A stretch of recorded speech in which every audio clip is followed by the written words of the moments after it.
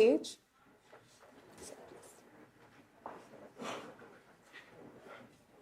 Please.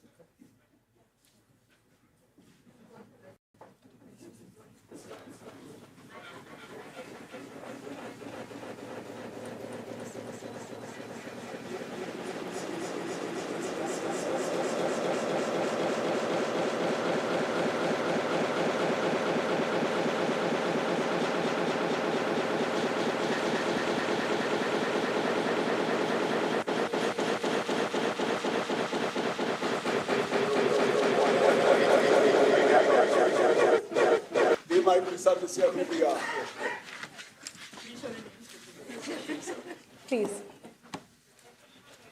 Please take your seats.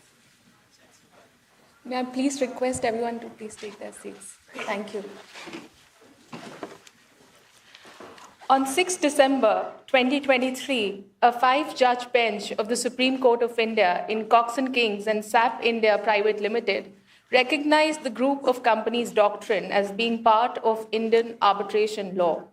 By virtue of this doctrine, an arbitration agreement which is entered into by a company within a group of companies may bind non-signatories affiliates if the circumstances are such as to demonstrate the mutual intention of the parties to bind both signatories and non-signatories.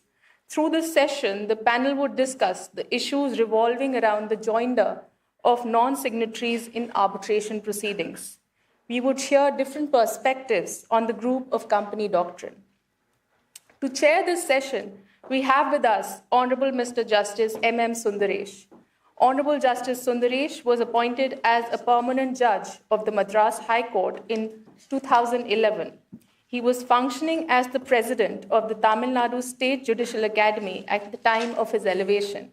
He was elevated as a judge, Supreme Court of India, in the year 2021. With him, we have the gracious presence of Honorable Miss Justice Bharati Dangre. Honorable Justice Dangre is a judge at the Bombay High Court. She was appointed as government pleader at Nagpur bench in 2014. As a government counsel, she dealt with civil and criminal matters and various constitutional issues and several public interest litigations. Before being elevated, she was a standing counsel for the High Court of Judicature, Nagpur. She was also a special counsel for Forest Department. She is also a trained mediator. Sharing the dice with her, we have Mr. Aspi Chinoy, who is one of the senior-most advocates of the Bombay High Court and is considered one of the country's finest lawyers, highly respected by his peers in the legal fraternity as well as by the judiciary. We also have with us Mr. Leong, who is the co-head of Allen and Gledhill's international arbitration practice and head of the firm's restructuring and insolvency practice. He has been in practice for more than 33 years. Mr. Leong is recognized as a leading international dispute resolution practitioner in the Asia-Pacific region. We also have Mr. Finizo as a partner with Wilmer, Hale, and his practice includes international arbitration and alternate dispute resolution, general commercial litigation, and internal investigations, focusing on complex commercial and regulatory issues. He also serves as an arbitrator. He's also a member of LCI Court and a member of Arbitration Council of GIAC. He is on the panel of arbitrators at a wide range of arbitral institutions. Now, may I request the chair to please come onto the dais and share his insights.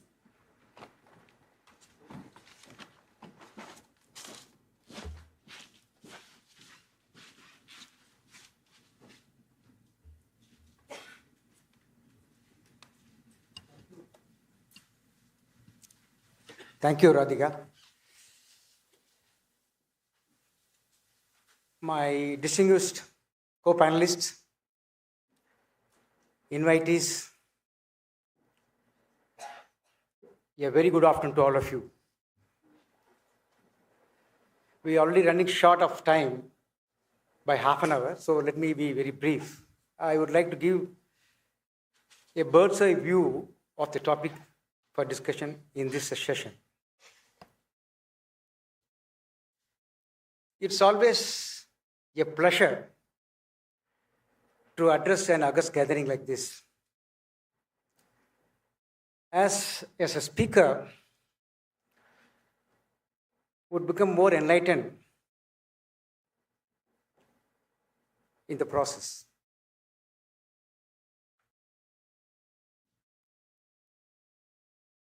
Arbitration in my mind can be compared with a cricket match, being a cricketer myself. When two teams play, agreeing on a set of rules, the role of the umpire becomes defined. We have a very interesting topic for discussion. Joinder of non-signatories in arbitration proceedings, with specific impetus to the group of companies doctrine. We are going to discuss perspective from India on the one side, UK and Singapore on the other.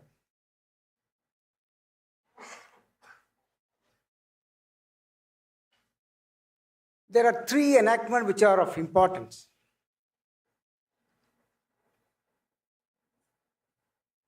Indian Contract Act, number 1.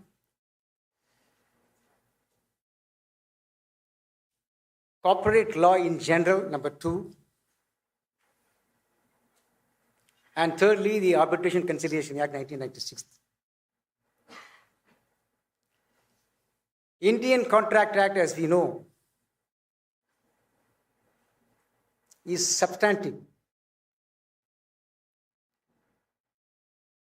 Corporate law is predominantly substantive. Arbitration Act is principally a procedural law, primarily concerned with jurisdiction conferred upon the tribunal.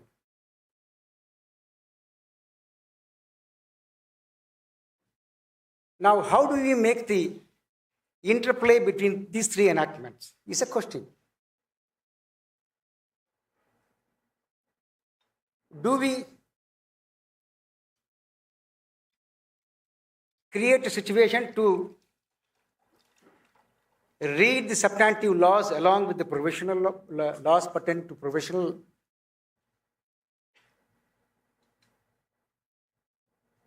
or when there is a distinct conflict, give primacy to a substantive provision in a provisional law?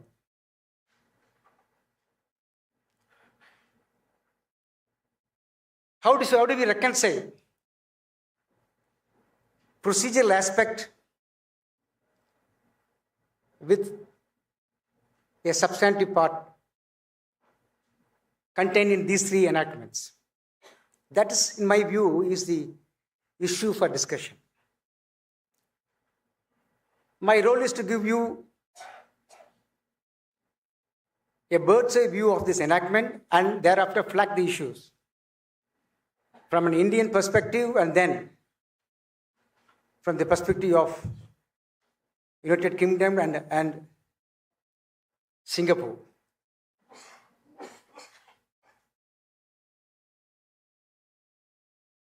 A contract can be express or implicit.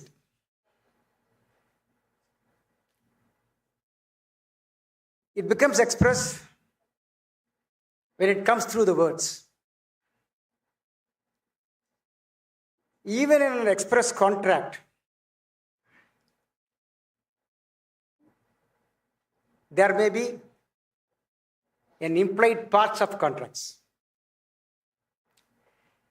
Chitty has beautifully put it. When once you get into a bus, thereafter you travel to a destination.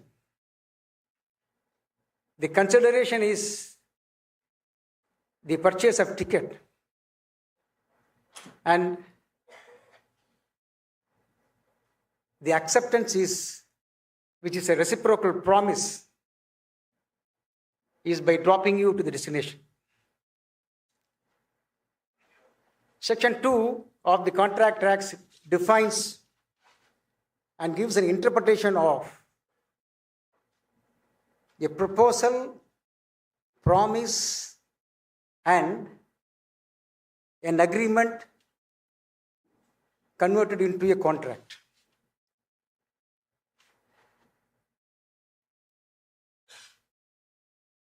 And a proposal is one which signifies the willingness of a party to do an act or abstaining from doing an act,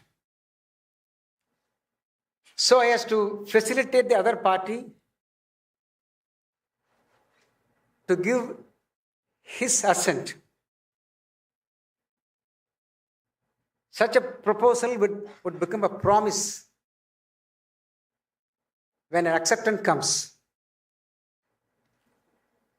It becomes reciprocal when both parties perform or obliged to perform their part. Agreement becomes a contract when it becomes executable by law.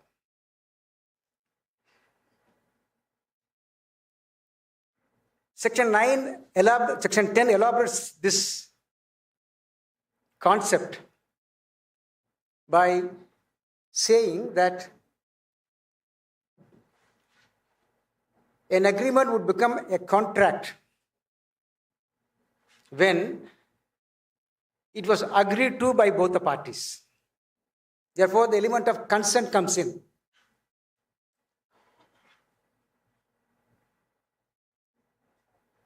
For a legal objective, with the consideration being legal as well. Therefore, there are only parties to the agreement. The question for consideration is as to whether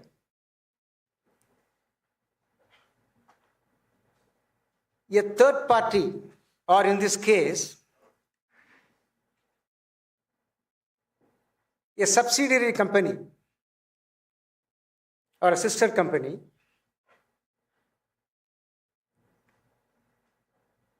would become a party to an agreement. Whether the concept of implied contract can be attributed to a third party.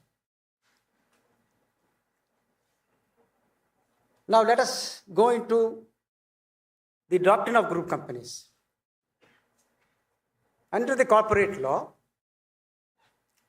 every company has got its own legal existence. It's a concept of law. Now, the concept of group companies has come into being for economic exigency. There may be multiple reasons for it. Merely because it forms a part and being a part of the group of companies, would it step into the shoes of a company which is signatory to an arbitration agreement? Now, Section 21H of the Arbitration Act defines a party. A party, just in a simplistic term, it says party as shown in an agreement, arbitration agreement. It does not speak about a party to an agreement, or rather party to a contract. It merely speaks about a party to an arbitration agreement. Section 21B defines an arbitration agreement which is referable to Section 7. Section 7 can be divided into two parts. One is a substantive part, and the other merely speaks about types of arbitration agreement. It gives about various process by which one can come to a conclusion. An agreement can be termed as an arbitration agreement by way of a communication, such as telex, telegram, letters. What is required is that it should be in writing.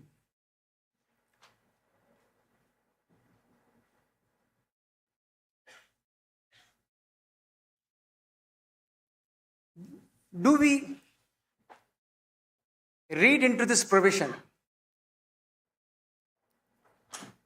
by including a party which is not part of the contract per se, and secondly, the arbitration agreement? As we know, an arbitration agreement is a distinct and separate one. It has got existence, D has the contract. Now, can Section 7 read with Section 2(1)(h) be construed to mean the inclusion of a group of company by taking it as a part of a signatory to the agreement? Section 8, read with 45, and then to a certain extent 35, speak about a party claiming through and under. This has to be understood with the definition of defined legal relationship as mentioned in Section 7. The Supreme Court of India has interpreted this provision under Section 7 to mean where rights and liabilities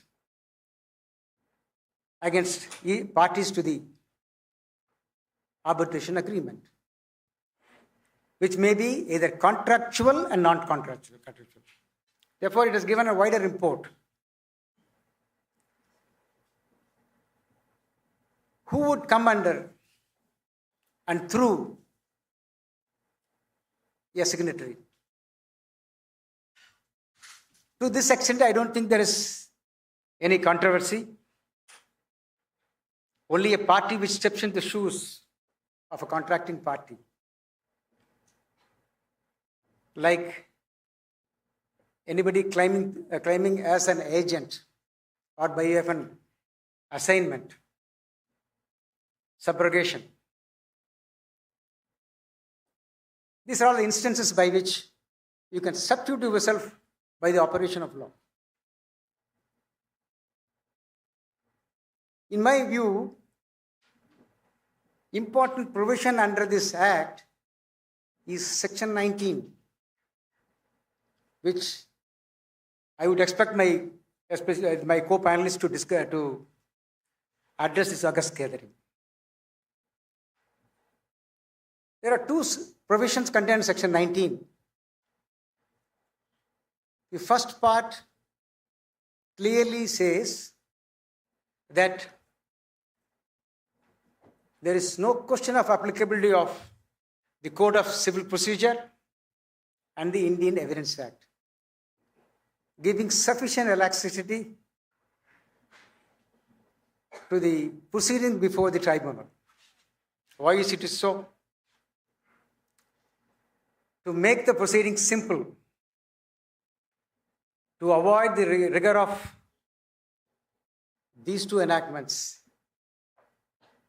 which might complicate it further.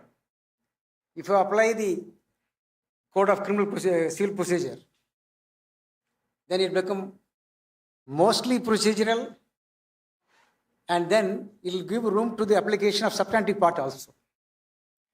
Similar is to the Indian Evidence Act. The question of proof and admissibility under the said enactment would come, leaving alone the part of relevancy. The second part is much more important. It gives absolute discretion to the parties to decide the course of proceeding before the tribunal. We should be very conscious about the second part. In our endeavor to interpret the provisions, what extent do we travel? Are we to go beyond the intendment conferred under the statute, as cautioned by Supreme Court in the 60s? A court of law is bound by the statute. Otherwise, the proceedings would become a lottery.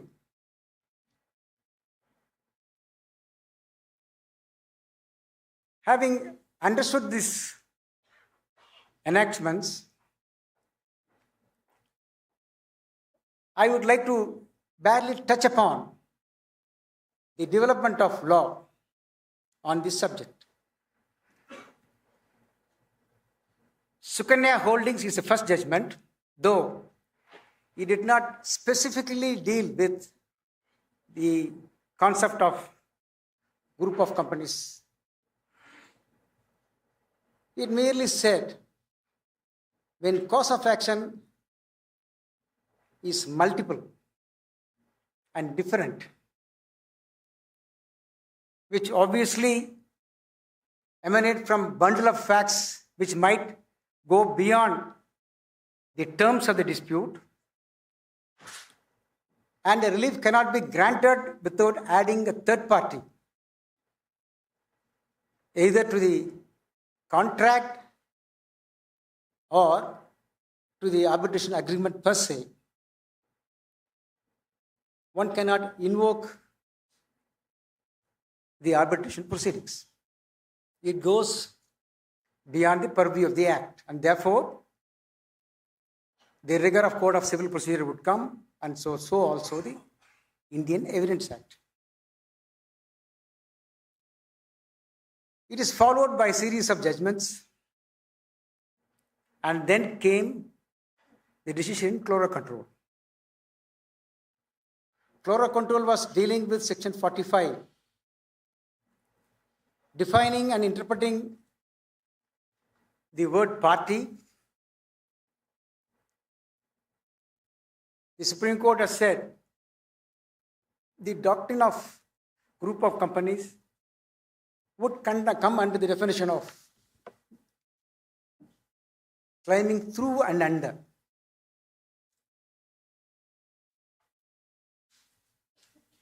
But one difficulty which was taken note of by the subsequent Supreme Court is that while the Supreme Court in Chloro Control was reiterating the concept of intention of the parties, which in fact leads to consent, which is the foundation of any agreement, still the doctrine of group of companies would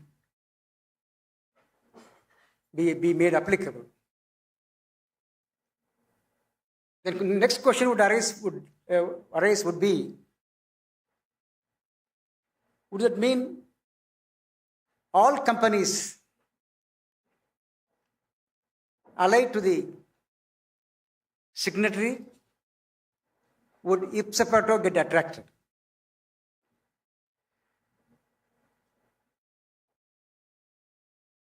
In the subsequent decisions,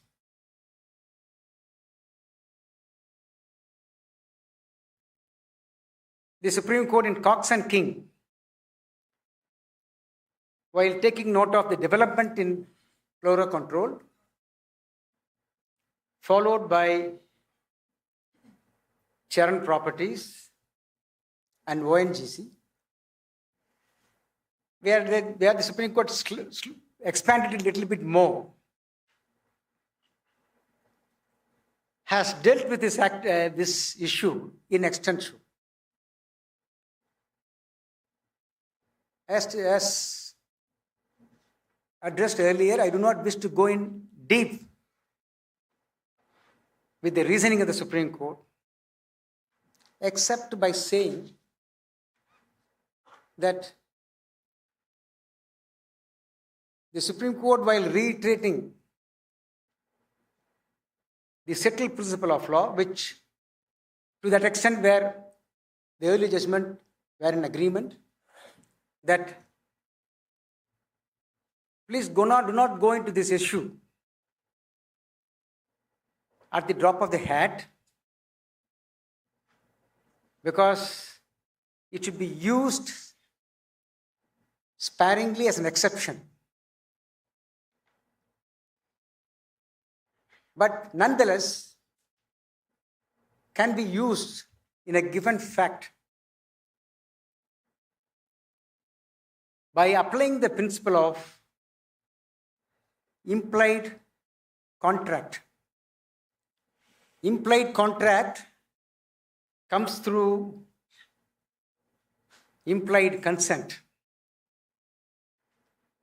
Implied consent comes through implied proposal.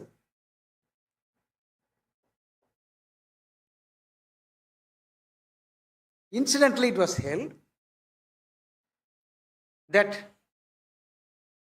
one has to read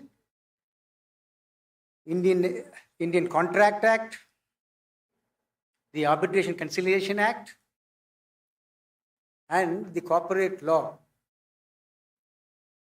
the doctrine of group companies in consonance, and they then take a call. Resultantly, yes, departure has been made from the judgment of the reference court by holding that a third party can be added as a party to the arbitration proceedings on a conjoined reading of section 2(1)H read with section 7. As a consequence, the group of sister concern can also be added as a party, provided there is a specific role assigned starting from the negotiation, participation, and termination of a contract. Two things are important. These elements will have to be there, which is necessary to be proved by a party which seeks to implement the other party, being a non-signatory. And then this would have reflected in the arbitration agreement, which is separate and distinct.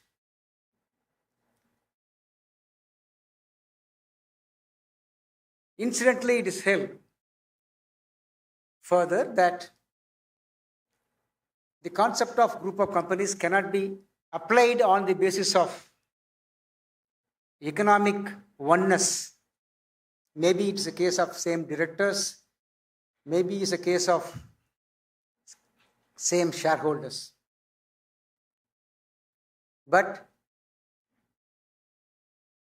on a factual basis, by taking into consideration of the factors mentioned above.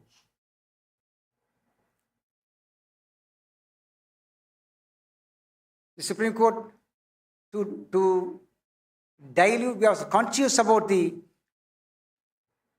consequence that would follow. Therefore, it cautioned the courts not to go into the said issue at the initial stage, while reiterating a word of caution to use it sparingly.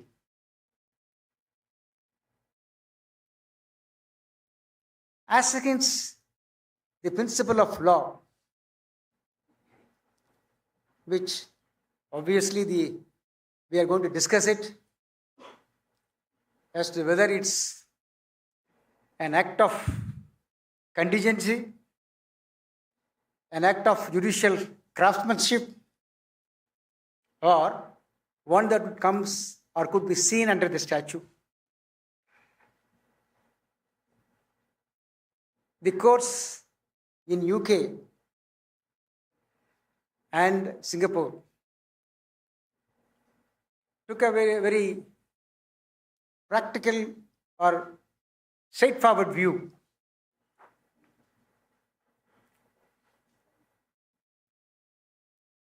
The UK court took a very simplistic view.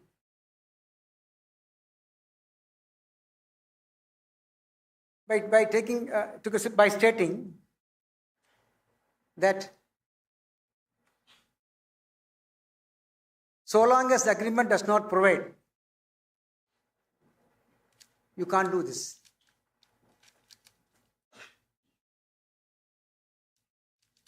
The decision of the tribunal in Dow Chemicals, which was accepted by the tribunal, which was held by the tribunal, was not accepted by the court. Accordingly, it was held that the group of companies doctrine has no place in an arbitration proceeding, and therefore a third party, including a company which is part of the group of companies, cannot be arrayed as a party to an arbitral proceeding, being a non-signatory. This view of the High Court was also followed by the Supreme Court in Dallas. The UK Court also took the plea that what is important is the law governing. The set view of the UK Court, which in my mind has been taken probably thinking in mind the concept of arbitration, which is to make the dispute as simple as possible. Do not create a gray area which might lead to a whole lot of litigation. A similar view is being echoed by the Singapore court. The Singapore court also approved the decision of the UK court and then said that any such view would make the tribunal to pierce the veil and go into the question of alter ego.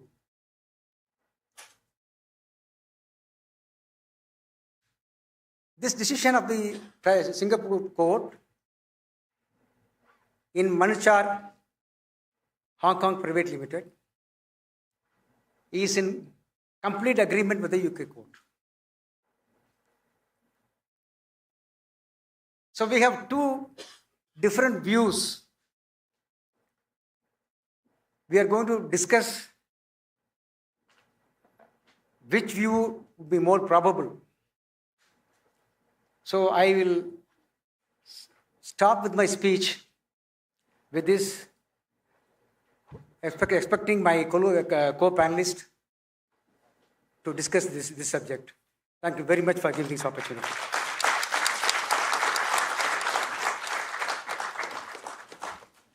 Thank you so much, sir, for your thoughts.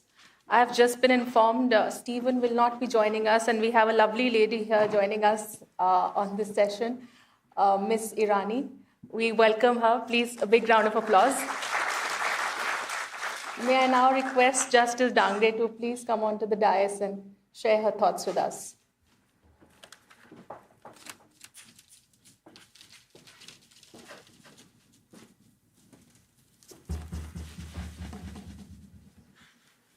Very good afternoon to everyone.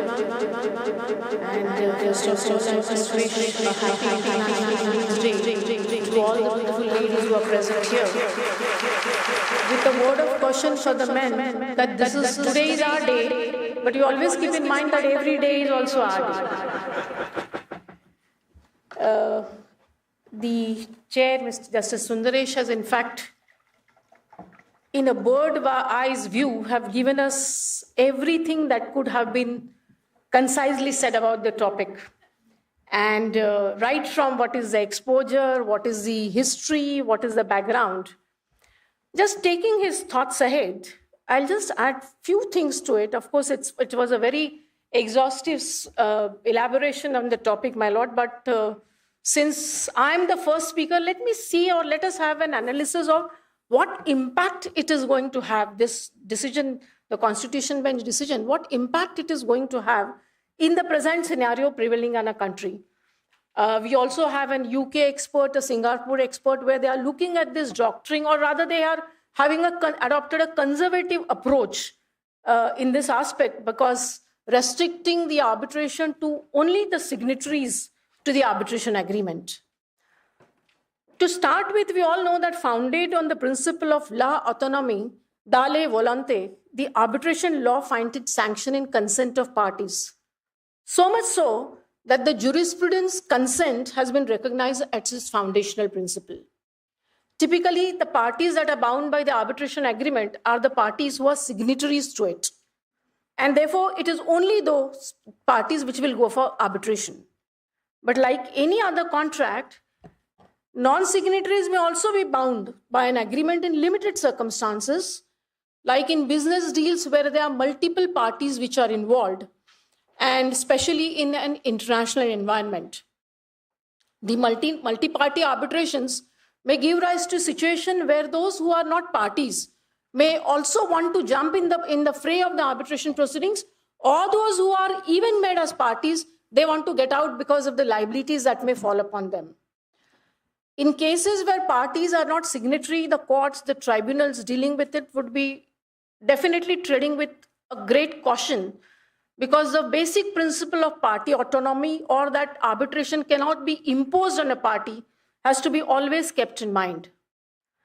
The majority of the decisions majority of the doctrines that are normally invoked to tie the non-signatories or the third parties to the arbitration proceedings may based on the principles of contract, agency, and company law in domestic legal systems. But the most conspicuous amongst them is the group of companies doctrine. This doctrine, in broad terms in Indian scenario, would signify that the non-signatory may also be bound by the arbitration agreement if it forms part of the same group to which the signatory belongs. And another important aspect is that all the parties to the arbitration mutually intend that the non-signatory must be also involved in that. Now, how is the intention? How is this to be gathered? Whether the intention of the parties? Now, this is obviously typically to be ascertained through their conduct, which includes the considerations like their participation in the negotiations, performance, or termination. So this is how the intention of the parties would be typically gathered in ascertaining whether they would be parties to the arbitration agreement, though not signatories to the agreement.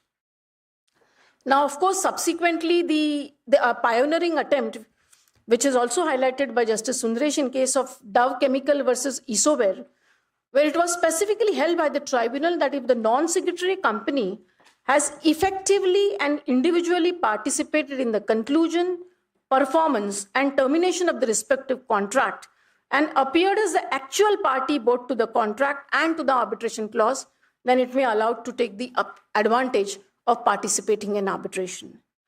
Now, subsequent French courts have enforced the arbitral awards where arbitration agreements have been extended to bind non-signatories, either explicitly or implied, based on the group of companies doctrine. The ICC tribunals have also adopted and applied the group of companies doctrine, often underscoring the fact that non-signatory belongs to the same group as the signatory is, but it is not sufficient to bind the non-signatory. Outside French and ICC context, however, the group of companies doctrine have definitely received a lukewarm response. Now, a common criticism which is faced by the group of companies doctrine is that it violates the basic principle of separate legal entity, a hallmark of corporate law. The Companies Act 2013, which definitely confer a distinct entity upon the subsidiary companies, then the main question that arises is how it can be under the guise of group of companies doctrine, whether they would be made to undergo the arbitration. Now, this is what was troubling for a long period of time, and we have seen Sukanya Holdies. Thereafter came the chloro controls case. Now, in chloro control, what the Supreme Court did, basically it propounded on two things. One is it concretized the exceptional cases in which non-signatories can be held to be party to the arbitration agreement. Firstly, it tested, now it applied the we can say a twofold test on the touching it on the touchstone of direct relationship of the party signatory to the arbitration agreement and the non-signatory. So the relationship doctrine.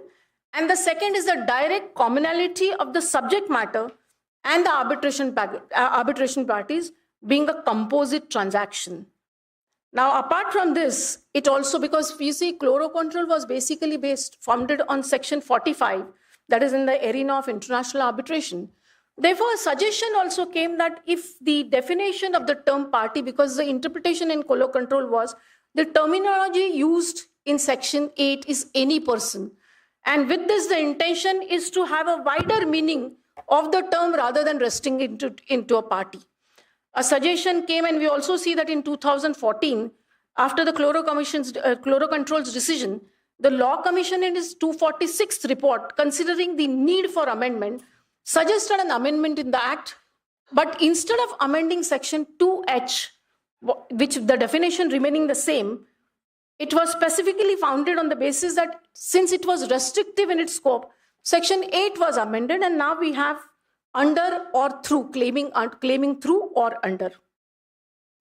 Now, of course, we have subsequent decision for some period of time in Amit Lalchand Shah. Once again, the mutual intentions to arbitrate the theory was taken forward. Then we have the MTNL case where a balance was attempted to be struck on the basis of the group of companies doctrine as separate legal entity, as well as the companies operating together, giving the intention to arbitrate. ONGC versus Discovery Enterprises, fourfold test was again let down. The first being the mutual intention of the parties, whether they wanted to be the non-signatory to be part of or involvement in the process. The relationship of the non-signatory to a party which is a signatory to the agreement. The commonality of the subject matter, composite nature of the transaction, and performance of the contract. Now, with this, when the 5 judges bench once again referred to, I'll just shortly, my time is short. I'm being told that I have to restrict myself to 8. Rather, it was decided 8, but now it is 10 minutes. So the most highlight or what we can take home from the principles from the recent decision is about the parties. I'll not focus on the parties because it's ultimately what the Supreme Court says is it's the intention of the parties which must go to the root of the entire thing. Mutual intention of the parties, and then the corporate distinctiveness can be specifically compared as against the intention of the parties. Now, a twin approach which was adopted by the Supreme Court as regards the signatory and non-signatory is again the common intention to join the non-signatory as the veritable party. So what the apex courts basically let down is that you will have to find out the true party and a veritable party. But at the same time, a word of caution is expressed that merely because they belong to the group of companies, it will not necessarily bind each of every subsidiary. And the emphasis is on having no connection to the underlying contract having been broken because one of the signatory has defaulted to the obligation. Now, in regard, the court has expressed only 4 points I will highlight is this. The mere presence of a commercial relationship between a signatory and non-signatory is not sufficient to infer a legal relationship between the parties. Now, the court has specifically urged against impleading a related entity within a group when, into inverted commas, I'll specifically quote the words, it does not have any rights or obligations under the underlying contract and did not take part in the performance of the contract, unquote. So this is the thing which you'll have to keep in mind. Merely because of group of companies, it will not get you the desired result to rope a non-signatory in arbitration. The second point is the presence of common shareholders or directors cannot lead to a conclusion that the subsidiary company will be bound by the acts of the holding company. The third is that mere statement or representations by the promoters or directors in their capacity will also not bind the company or a subsidiary company to an arbitration agreement. Another aspect which was highlighted was a single economic entity that cannot be a sole and exclusive test to determine whether a subsidiary company would be a part of the arbitration agreement. And lastly, the Supreme Court has also conclusively overruled that it contains this doctrine only concerns to an arbitration agreement and not the underlying contract. So the phrases claiming through or under, which were widely interpreted in chlorocontrols, have been held to be little. It's a word of bracketed, and a word of caution has been caution has been issued to see to it that it is not only because they belong to one corporate entity or economic entity, they will not be parties to the arbitration agreement, but the intention of the parties, whether they have participated in negotiation, whether they have really performed, whether it affects their termination, this will be the key factors which will be taken into consideration.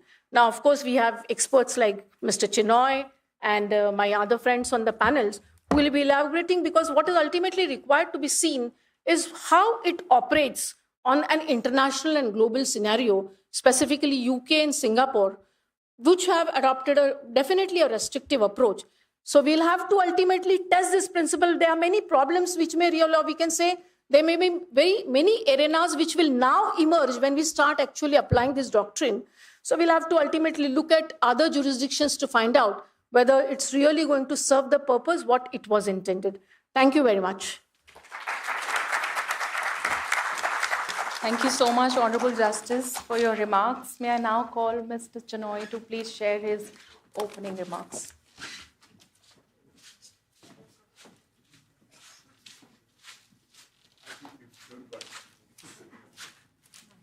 Not at all. The topic which we are dealing with really exemplifies the tension that sometimes arises between law and economic realities, and the attempt by one to catch up with the other.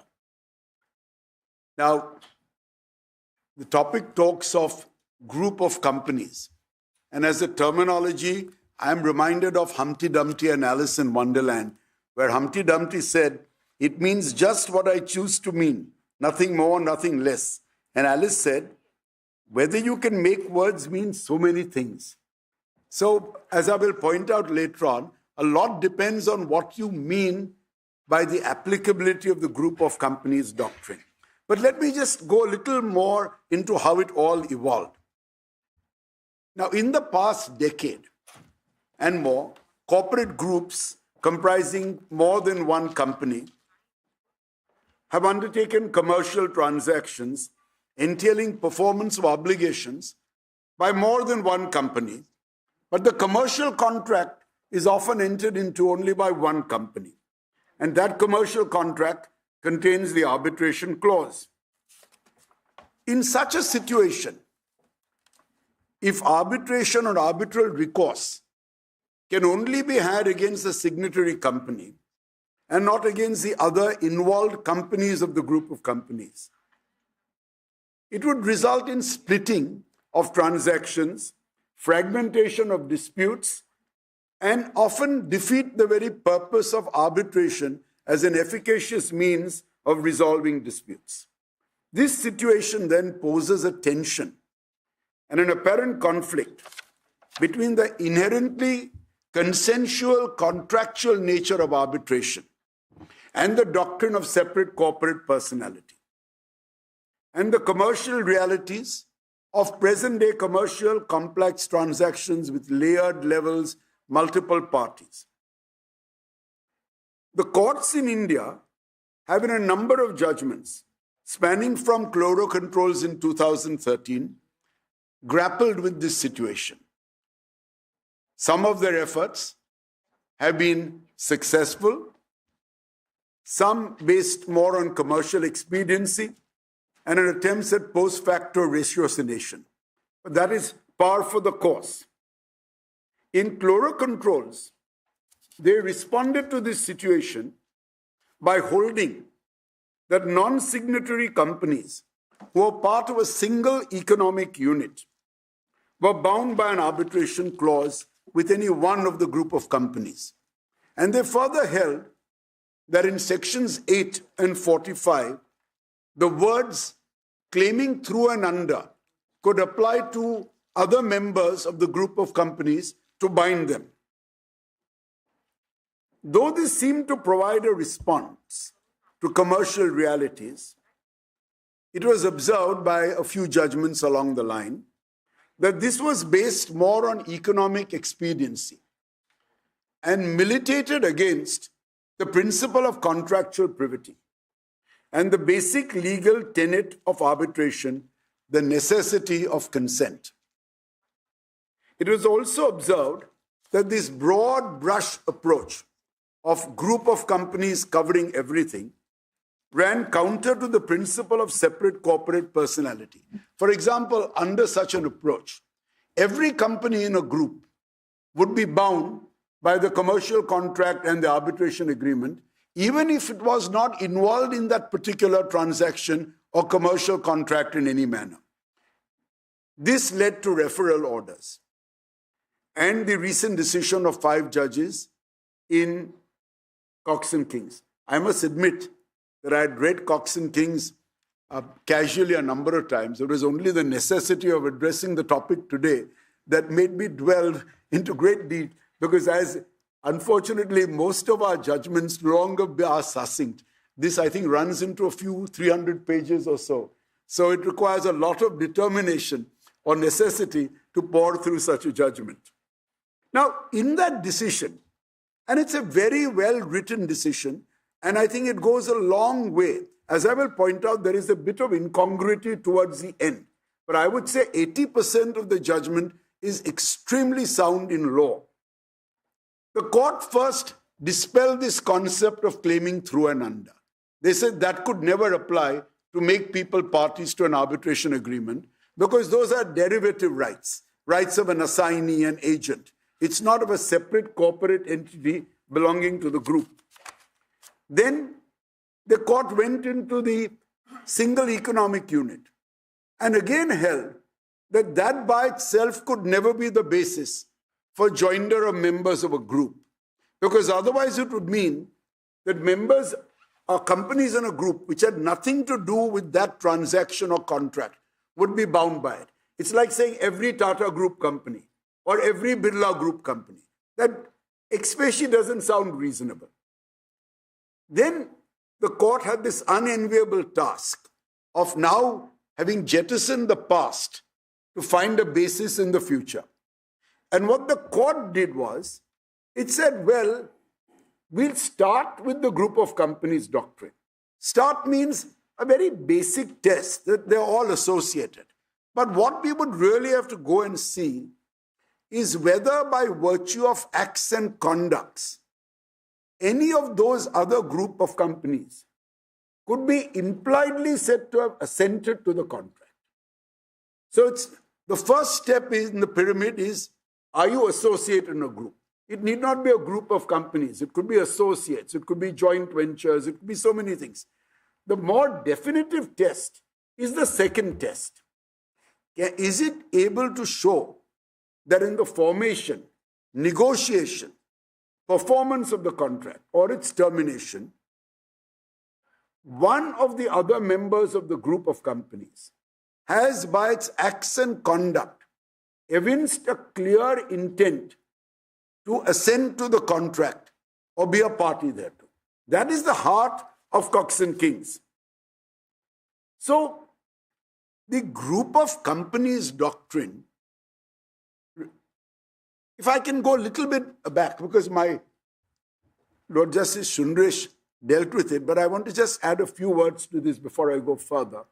So the concept of implied contracts is in Section 9 of the Indian Act. It's in there in all common law. And it says, if your proposal and your acceptance is in words, it is express. And if the proposal and acceptance is by conduct, it's implied. But both are contracts, completely valid contracts.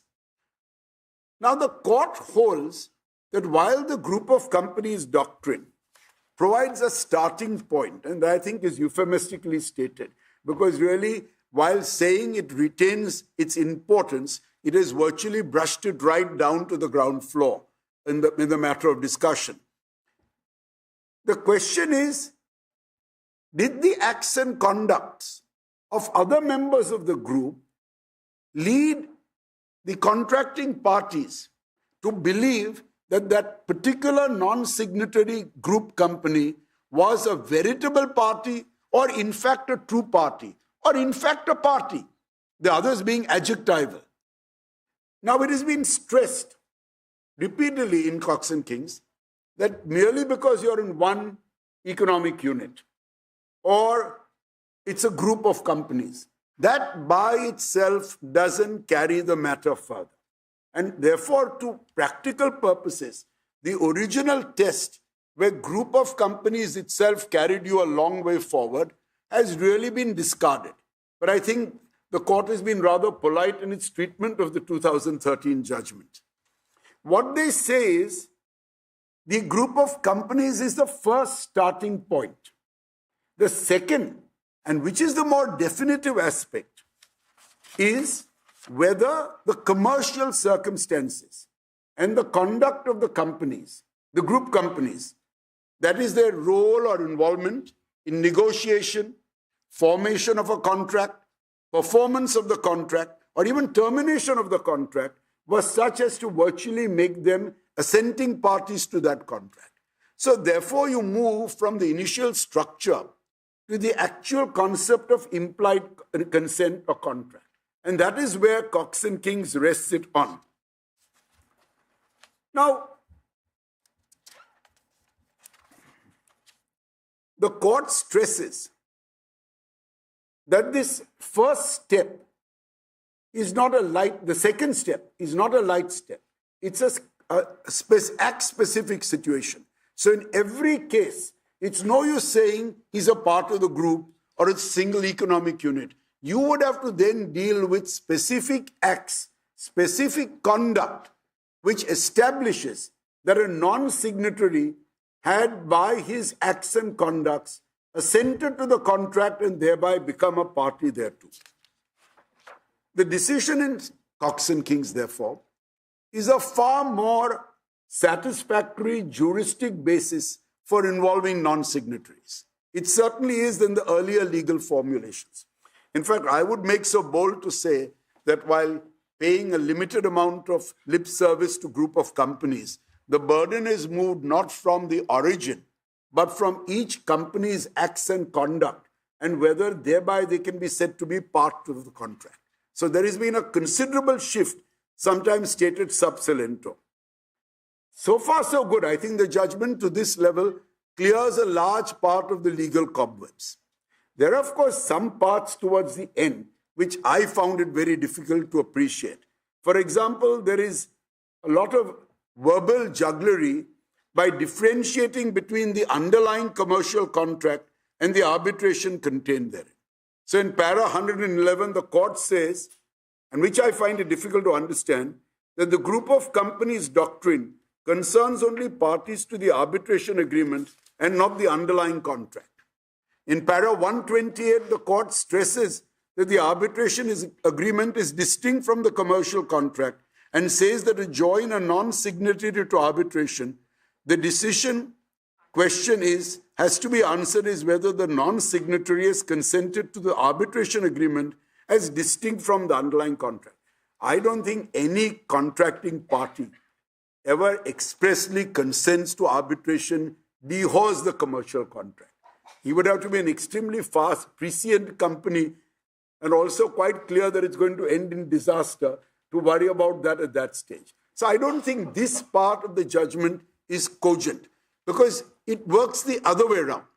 Once you assent to the commercial contract, you necessarily assent to the arbitration agreement contained therein. No one will ever specifically assent to the arbitration agreement, dehaws the commercial contract.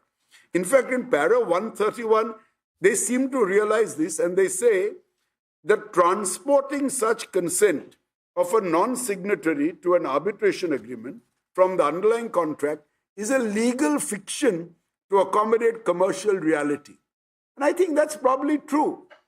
But at the end of the day, the judgment now provides a cogent basis, maybe limited, maybe fact-specific, by which non-signatories can be made party to an arbitration agreement, an arbitral reference. And to that extent, it makes a big salutary improvement by providing a valid juristic basis. I may point out that this clarity or this belief is not necessarily shared by courts all over the world. When you look at the English Supreme Court judgment in Dalla real estate, it's quite interesting. I'll just take a minute if I've not stretched my time too far. It was an amazing case. The government of Pakistan entered into a contract with Dalla to set up certain tourist facilities in Mecca, etc. For doing that, it passed an ordinance creating a trust, and it directed Dalla to enter into the agreement with the trust. Along the line, the government changed, the ordinance lapsed. And the government of Pakistan said, well, too bad, now you don't have a contracting party. Now, almost everything supported the involvement of the government of Pakistan in the formation of the contract and everything. But the English courts dealt with it, I think, on two levels. Firstly, it was a French award. Had it been an English award, I'm sure it would have received slightly better treatment.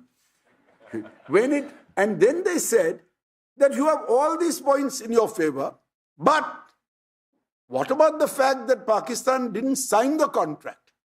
And isn't that a desire not to be bound?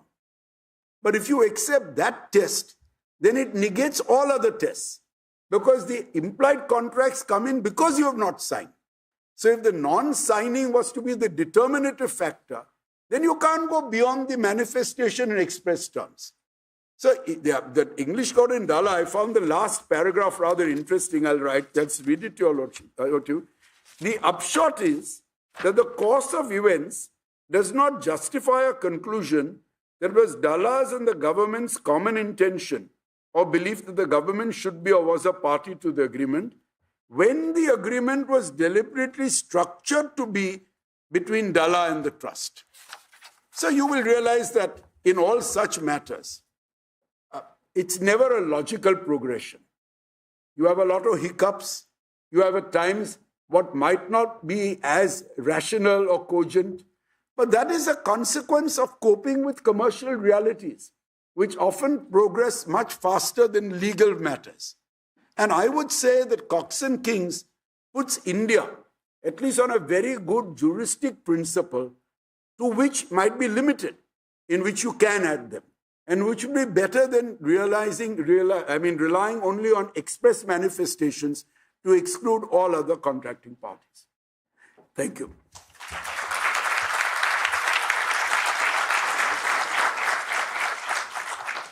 Thank you so much, sir. As much as we enjoyed listening to your views, we are restricted by time. We still have 2 more speakers to go, and I'll really request you to keep it as brief as possible. My apologies. Now, may I have Mr. Leong please present his views? Thank you. Thank you. Good morning and happy International Women's Day. First of all, I want to thank the organizer, the Supreme Court of India, High Court of Delhi, and also the IAC for inviting me to participate in this really interesting discussion. I'm here actually to articulate the Singapore position in respect of the group of companies doctrine. And as you have heard from Justice Sundresh, and also if you have read the Cox and King judgment, Singapore has been placed firmly on the path where we are said to have rejected categorically the application of group of doctrines in Singapore. Now, having analyzed, in preparation of this talk, having analyzed the Cox and King's judgment, and also the Singapore judgment that's been quoted for this position, Manucha, I'm not so sure whether, in fact, Singapore has even considered, let alone rejected, the group of companies doctrine in the application of arbitration agreement. Let me explain why. The classic case that has always been cited in respect of group of companies doctrine being rejected in Singapore is a case called Manucha and Star Pacific. It is actually not a case in respect of group of companies doctrine. It is actually a case that talks about single economic unit. Let me give you the facts of the case just to illustrate. In that case, the plaintiff actually has obtained an award against a company called SPL. And it is a charter party dispute. And SPL is, like most companies, a single ship company and doesn't have much money. So the award turned out to be a paper award, and there was not much that could be recovered from SPL. Now, then the plaintiff discovered that actually there is another company that shared the same address, use the same personnel, called Star Pacific. And they want to enforce the judgment against Star Pacific on the basis that it is part of the same group of company. So they applied to court for pre-action discovery to get documents to show that it is part and parcel of the same company. And that's how the judgment came about. And the basis on which they applied for this pre-action discovery was to say that it is part and parcel of the same group. And because of the principle of single economic unit, I can enforce my judgment against Star Pacific, and therefore I'm entitled to pre-action discovery. Now the court looked at that, analyzed the cases, and rightly concluded under Singapore law, under Singapore company law, this single economic unit on principle is not an applicable principle. And in the analysis, the judge actually referred to the case of Peterson Farm, which is a very famous English case, which I think my co-panelists will be discussing later, where the group of company doctrine was categorically rejected. It was referred to in passing, and as part of the discussion as to why single economic unit is not the law in Singapore. But I don't think the judge actually considered that the group of company doctrine, as discussed in Cox and King, is actually not law in Singapore. And having read the judgment of Cox and King, actually I'm very seduced by the reasoning in there by the Supreme Court. Let me explain why. The Supreme Court, as my co-panelist, Mr. Chinoy, said, it is not really a group of doctrine in the sense that, as long as you're in a group of company, you are considered to be, although a non-signatory, to be party to their arbitration agreement. That's not the case. It's just merely the starting point. The real gist of the judgment talks about implied agreement. And the question is that whether the facts of the case imposes an implied agreement on the parties, right? They look at whether the companies were involved in the negotiations, whether the companies were involved in performance or termination. And implied agreement is a concept that is recognized under common law in Singapore law. And in fact, under our International Arbitration Act, Section 2A, a definition of arbitration agreement. In 2A, subsection 4, it says there that an arbitration agreement is in writing. First of all, I should say 3 first. Subsection 3 says an arbitration agreement must be in writing. And subsection 4 says an arbitration agreement is in writing if its content is recorded in any form, whether or not the arbitration agreement or contract has been concluded orally, by conduct, or by other means. So, Section 2A actually recognizes an arbitration agreement that has been concluded orally, or by conduct, or by other means, as long as it is reduced into writing, recorded in any form, is considered to be in writing. Right? So that actually opens up the avenue for Singapore to consider whether, in fact, there have been an arbitration agreement that has been implied to bind the non-signatories into the agreement.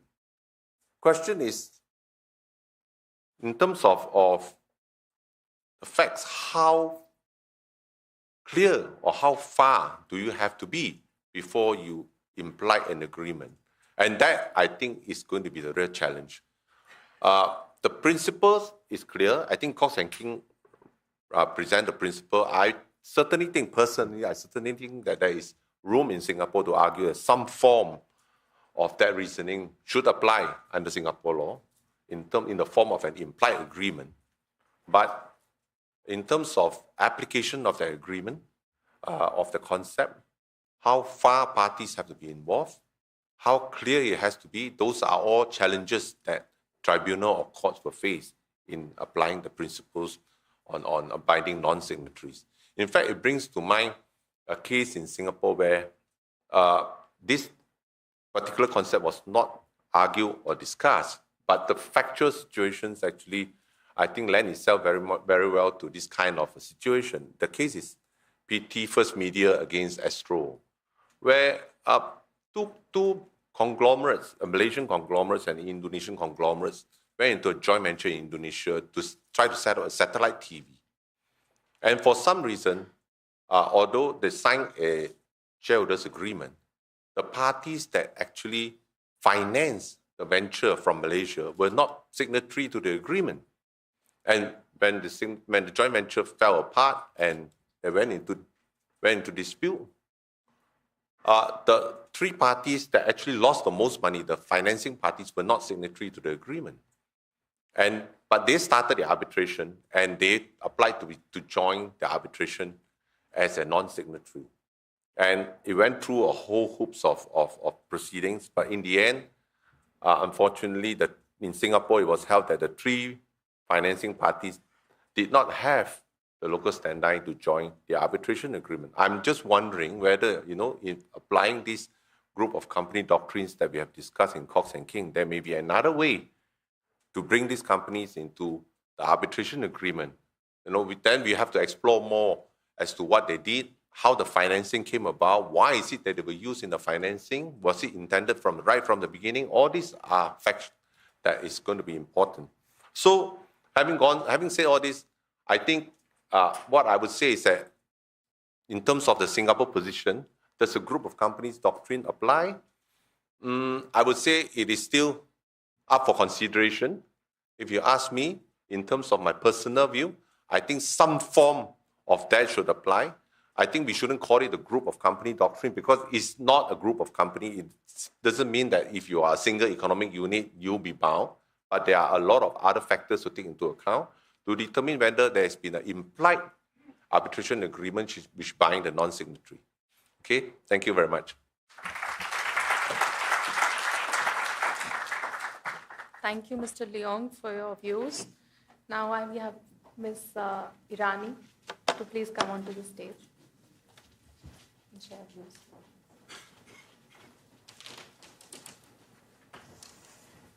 Thank you so much. Good afternoon to everybody, and good afternoon to my esteemed panelists, Justice Sundresh, Justice Dangre, Mr. Leong, Mr. Chinoy. I was going to crack a joke before my name was corrected, saying I'm Stephen Finizo, but today masquerading as Chanel Irani. But since that was corrected, I'm going to go on. I've been tasked with speaking about the English perspective. I had a whole thing prepared, but I know that we're short on time. I guess the question really arises is why or where does this controversy really come from? In my personal opinion, it really comes from misunderstanding of the doctrine or the overexpansion of it, as all the panelists previously have mentioned.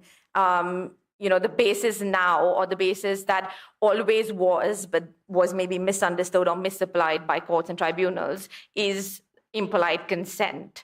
Why is that so important from an arbitration perspective? It's obviously because arbitration is a consensual form of dispute resolution, as opposed to obviously if you go to a court where the court has it doesn't draw its jurisdiction from a party's consent.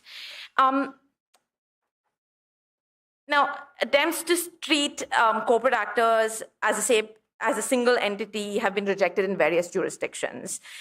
England, I think, being the most strict of them all. In Bank of Tokyo versus Karun, the Court of Appeals in England famously observed, and I quote, that Mr. Hoffman suggested beguilingly that it would be technical of us to distinguish between the parent and subsidiary company in this context. Economically, he said, they were one. But we're concerned not with economics, but with law.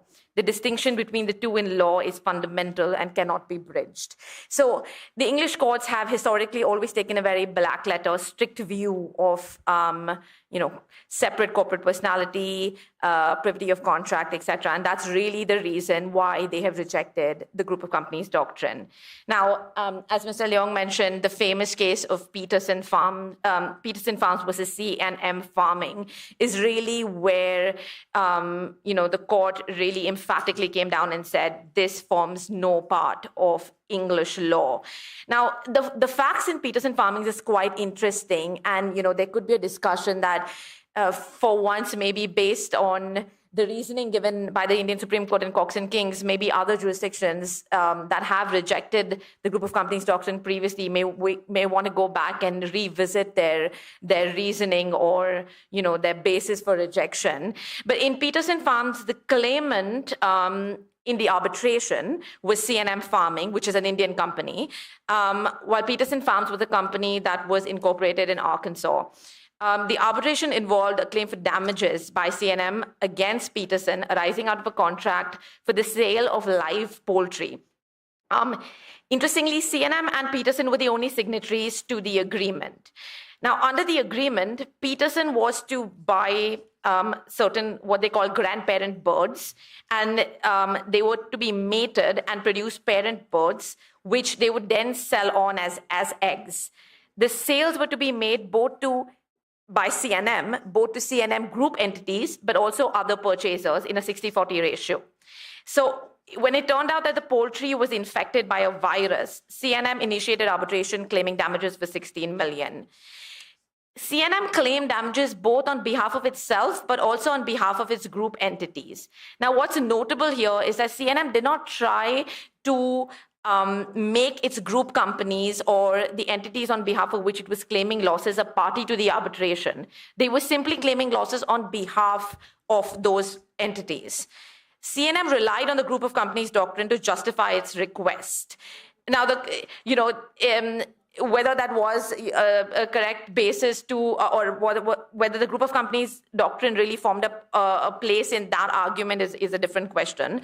But it argued that because the entities formed an integrated and inseparable part of the group, and that even if each company was to be considered as separate and distinct from each other, the calculation of losses set out in the opinion would remain the same because C&M bore a responsibility to its sister concerns for their losses. Now, the tribunal decided two important things. First was the choice of law governing, or the choice of law that would be the law that would be applied to deciding whether the group of companies doctrine applied, and also whether, based on the law that they would apply, whether the group companies would be bound by the arbitration agreement. Now, the tribunal very interestingly decided that while there was a choice of law agreement in the underlying contract, there was no choice of law governing the arbitration agreement. And so they decided that it would be the common intention of the parties that would govern the arbitration agreement. Obviously, the High Court, looked at that question. I'll come to that in a second. And then the tribunal found that in the negotiations leading up to the conclusion of the agreement, Peterson knew that it was contracting with and would have obligations to all C&M Group companies. The tribunal found that C&M contracted on behalf of and as an agent of the entire group, and that Peterson understood this. So they basically used two different bases. One was the group of companies doctrine, but also agency. C&M succeeded, and the tribunal awarded damages both for the losses suffered by C&M, but also for his group by the losses suffered by his group companies. Now, the High Court set aside the portion of the award which granted C&M losses for the damages. C&M damages for the losses suffered by its group companies.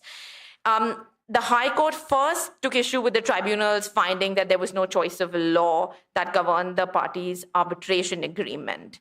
Mr. Justice Langley concluded that the underlying agreement had a choice of law clause, which provided for Arkansas law, and that by choosing Arkansas law as the law governing the underlying contract, that law would also govern the arbitration agreement.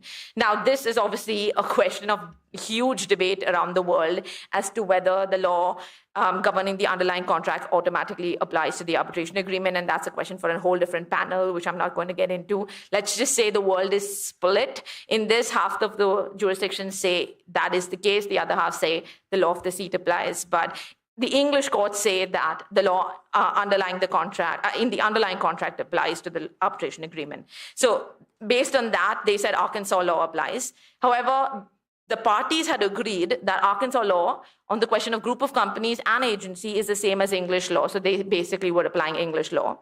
The High Court criticized the tribunal's findings regarding the agency issue. Mr. Justice Langley's view was that C&M had not advanced an agency argument, but there could not be agents. If there was agency, they would not have needed to advance a group of companies argument. So they rejected the agency portion of the award based on that. And finally, the High Court emphatically rejected the group of companies doctrine, and the judgment stated, and I quote, that the group of companies doctrine forms no part of English law. Now, they didn't specify why it forms no part of English law, but reading the previous judgments, it's quite clear that, they've taken a very black letter, strict view of, separate legal personalities, and come to that conclusion. Now, there was some talk even after Peterson Farms as to whether the group of companies doctrine could be read into English law via the phrase claiming through and under, which is basically the basis that the Indian Supreme Court used in chloro controls, which has now obviously been rejected by Cox and Kings. The English Court of Appeals held that a previous judgment, Russell O'Clough, which had actually said that this was a possibility, reading, a group of companies doctrine into the through and under language, was bad law and should not be followed.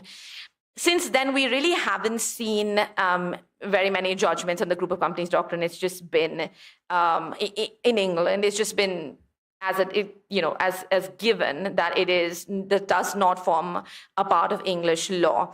I guess the question really arises once, as Mr. Leong said, when you read Cox and Kings, would maybe the Singapore courts or the English courts go back and reconsider their position on the group of companies doctrine, because it's not a simple, you're part of the same group of companies, and so you're automatically bound by the arbitration agreement. What's interesting is, like in the Singapore Act, the English Arbitration Act also, Section 5 says that an arbitration agreement needs to be in writing, though it need not be signed. So, there's obviously a way of binding non-signatories to an arbitration agreement. From my perspective, I think the hesitancy really comes from a couple of things. Obviously, the regular separate legal personality, consent, blurring consent, privity of contract. But then there's also a hesitancy that I think comes from the fact that the group of companies doctrine, unlike the other forms or doctrines that you could use to bind non-signatories, form their basis in municipal or national law. But the group of company doctrine comes purely from international arbitration jurisprudence, and you really can't find, it's not based in any national law. And that could be a reason, for the hesitance. We're going to discuss implied consent, etc., a little bit further, but that's really the position in the UK, at least at the moment. You never know. If after looking at the reasoning, maybe I'm being optimistic, but maybe after looking at the reasoning in Cox and Kings, this question arises again before the English courts. Thank you.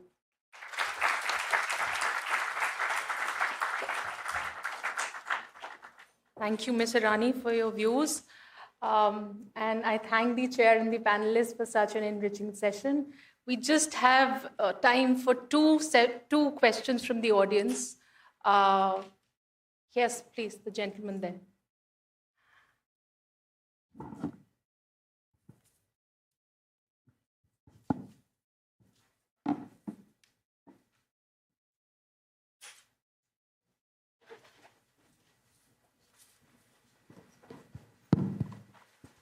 Hi, my name is Ankit, and my question is to Mr. Chinoy.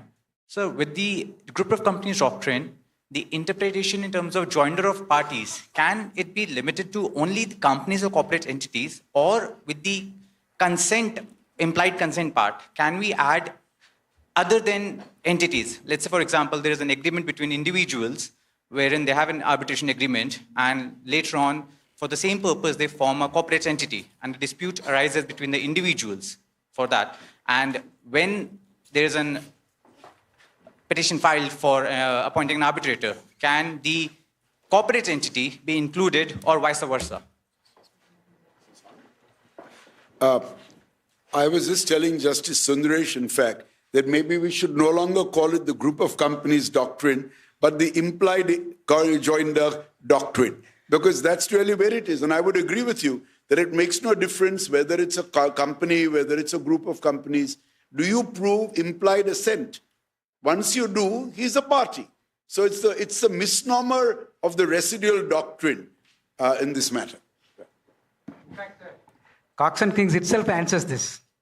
It says on a definition, on understanding of section 2.1H read with 7, it only says a party includes any other person. It's one of fact. Doesn't restrict yourself. Yes. The only point is there is a line in Cox and Kings, which I think is not really meant to be there, which says that it's a necessary first step to have a group of companies. That I don't think is really fitting in the judgment, and it's probably been there. We'll have to see where it goes, but I don't think it fits in the judgment. Yes, the gentleman there, right there.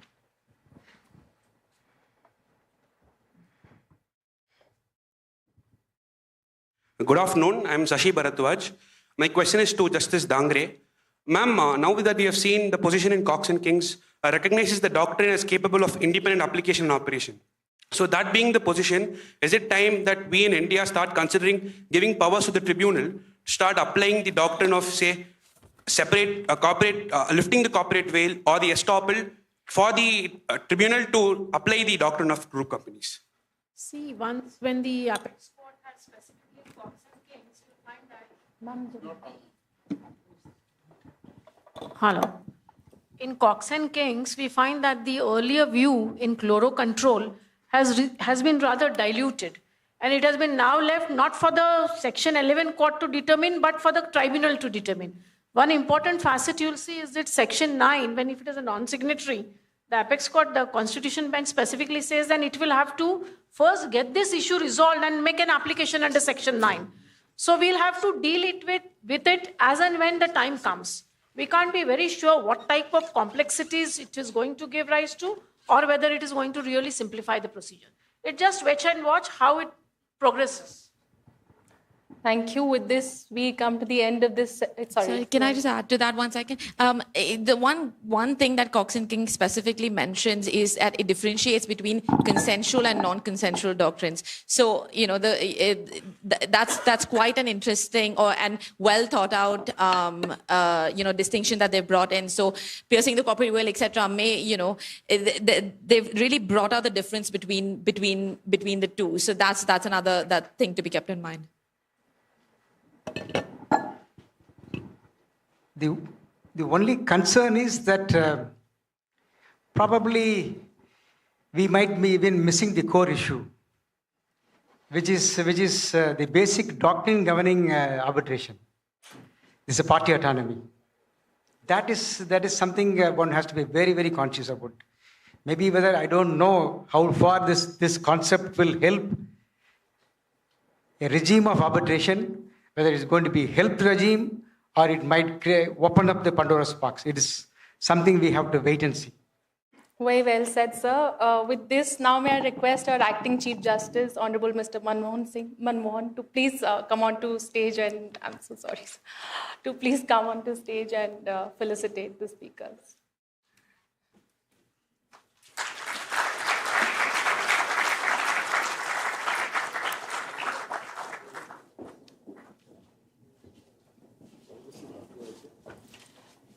May I request Justice Bhakru also to please come onto stage.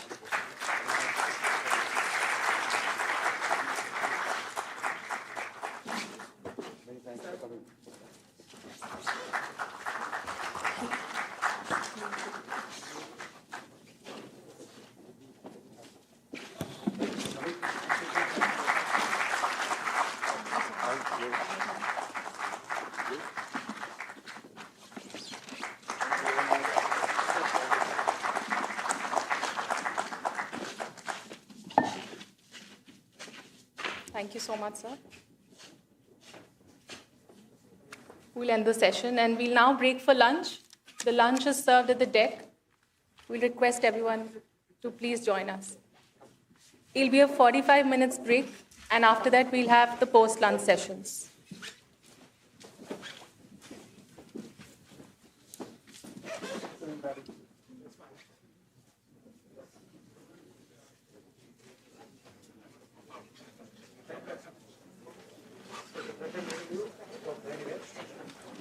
Really a pleasure. Thank you very much. Thank you.